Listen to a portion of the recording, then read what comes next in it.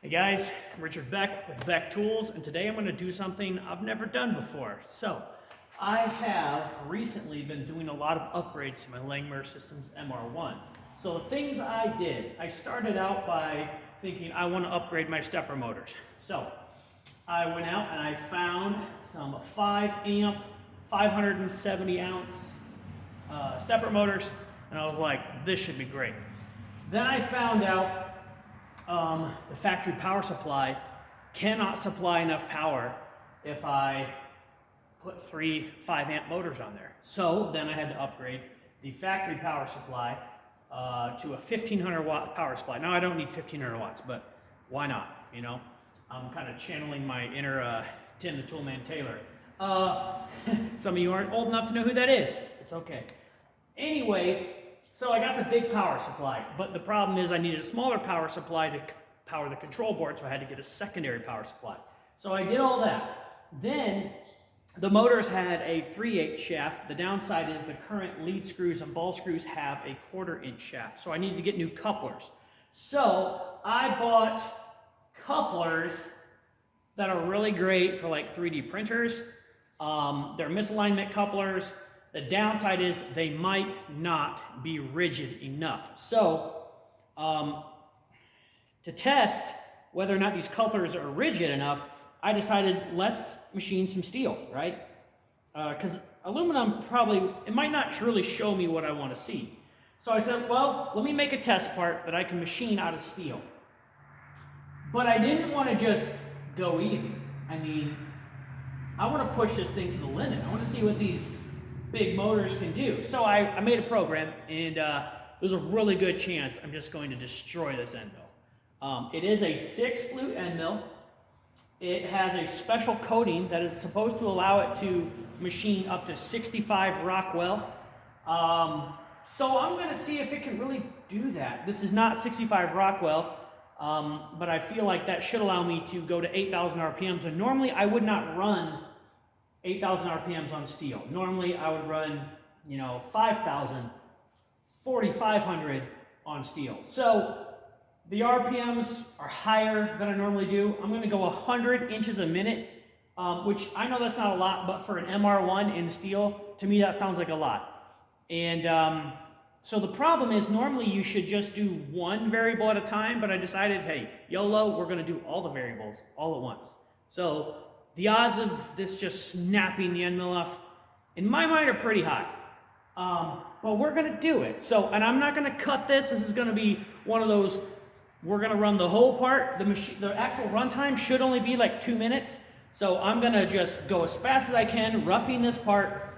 Then I'm going to come back in with a really small finishing cut and just kiss it. And we're going to see how it does. So, couple things. I'm gonna test these couplers, I'm gonna test the motors, test the power supply, test the end mill, all at once. So if it fails, I probably won't know why it failed, but let's have some fun, guys. Okay, let's get ready.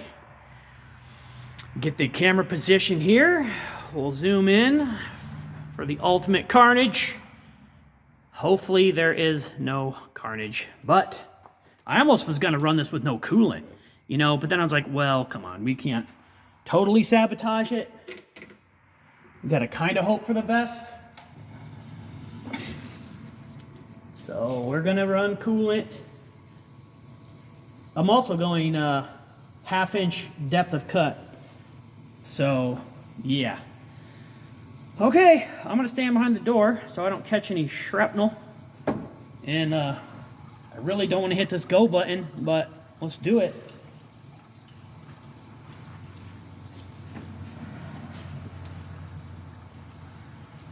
Okay. Didn't have the spindle turned on. Now the spindle's on, so really nervous.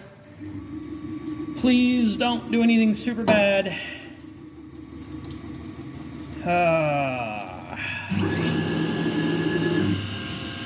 All right, place your bets. What's gonna happen?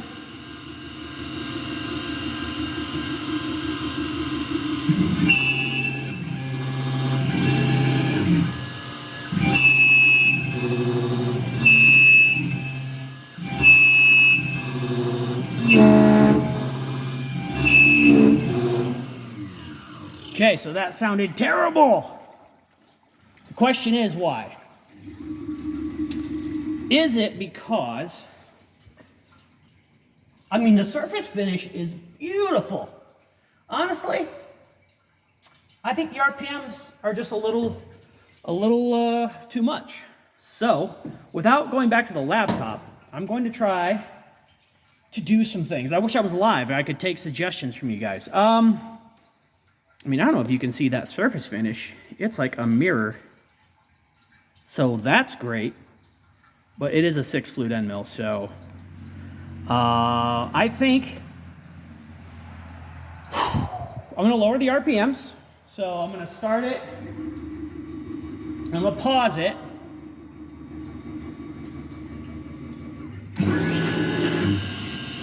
Now, I'm going to go to my normal. I might have already ruined the end mill, so who knows. I'm going to go down to 5,500 RPMs. Well, 56. And then I'm going to turn the feed rate down to 48 inches a minute.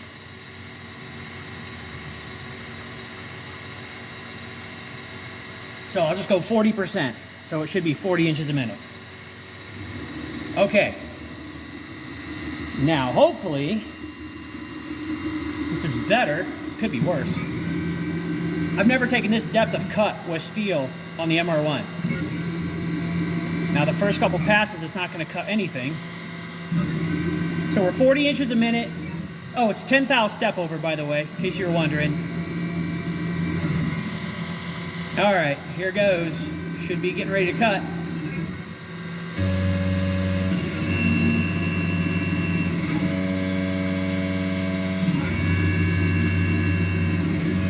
That sounds really good. Oh.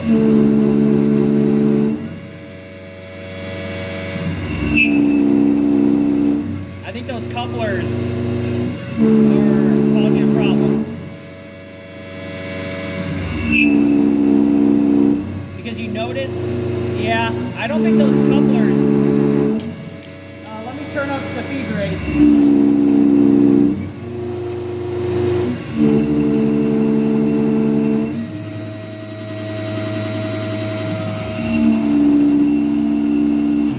Back to 8,000 RPMs.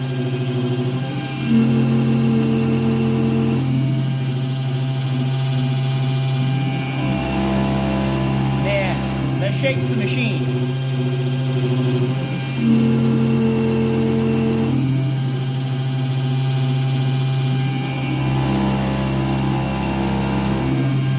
So, I think I'm going to make some custom couplers.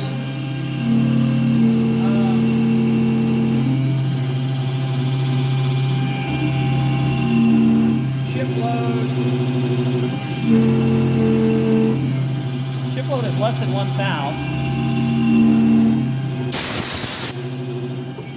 Should I try to turn off the coolant and see what happens? I mean, I don't have a lot to lose at this point. Well, let's finish the part. Maybe on a different time. Maybe I'll do this again on a different video with no coolant. Oh, I'm starting to get a little bit of visible chatter. Let's turn it up.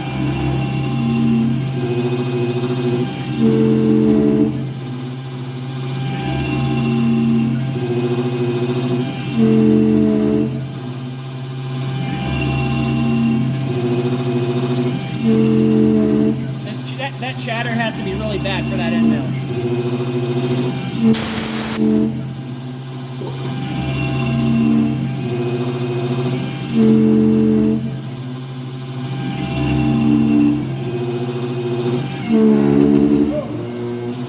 So I turned the RPMs down and it got really bad. So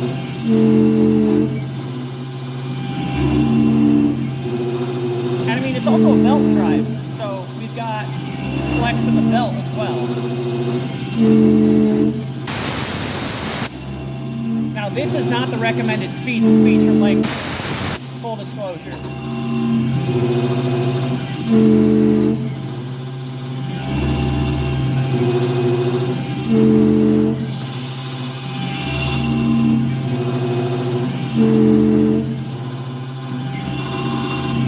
So to everybody who said these couplers are going to cause you problems, I think you're right. But I already had them installed, so I wanted to run them just because. I mean, I already installed them, so why not test them to see what happens? I'll also have an A/B comparison.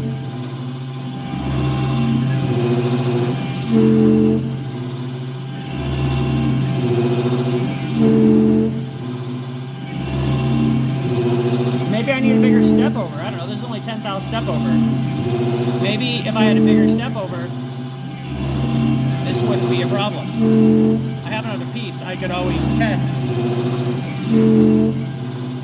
with more step over, but I doubt that'll help.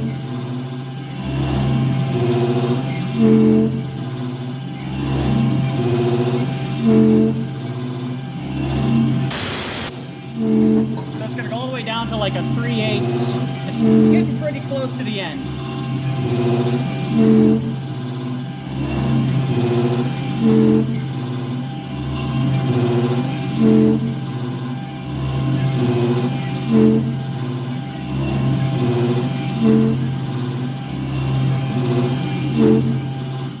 Alright, so we got to do the top, and then after we do the top, it's going to do a finishing pass. Now I can turn it all the way up, I think. This is just barely touching the top.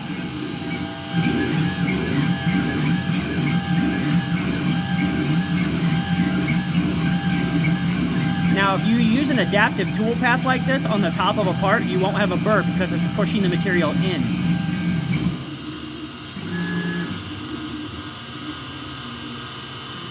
Okay, we're back down to 50% speed for this finishing pass.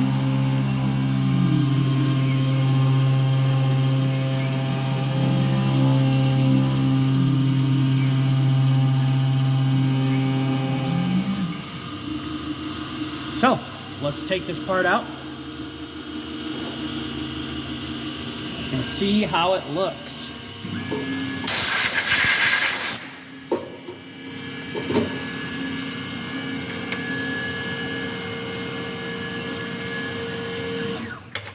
Well, good news, the motors did well.